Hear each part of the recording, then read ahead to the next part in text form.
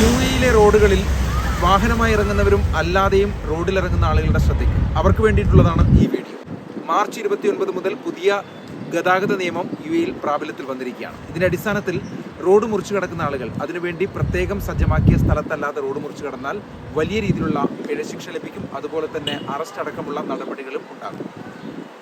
80 kilometre വേഗപരിധിയിലുള്ള റോഡുകളിലാണെങ്കിൽ 20,000 ദിർഹം വരെയായിരിക്കും fine ഈടാക്കുക.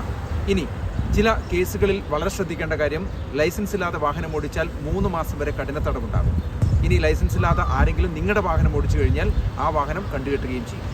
ഏതെങ്കിലും വസ്തുക്കൾക്കോ അതുപോലെ തന്നെ പൊതുസ്വത്തുക്കൾക്കോ ഏതെങ്കിലും തരത്തിലുള്ള കേടുപാടുകൾ സംഭവിച്ചു കഴിഞ്ഞാൽ അതിനും കർക്കശമായ നടപടി ഉണ്ടാകും. വാഹനം കണ്ടുകെട്ടുകയും ചെയ്യും. അതുപോലെ ലഹരി പദാർത്ഥങ്ങൾ ഉപയോഗിച്ച് വാഹനം ഓടിച്ചു കഴിഞ്ഞാൽ അറസ്റ്റ് ഉൾപ്പെടെയുള്ള നടപടികളായിരിക്കും ഉണ്ടാവുക. 17 വയസ്സ് മുതൽ ഇനി ഡ്രൈവിംഗ് ലൈസൻസ് എടുക്കാം എന്നുള്ള മറ്റൊരു പ്രത്യേകത കൂടി പുതിയ റോഡ് നിയമത്തിൽ പറയുന്നു.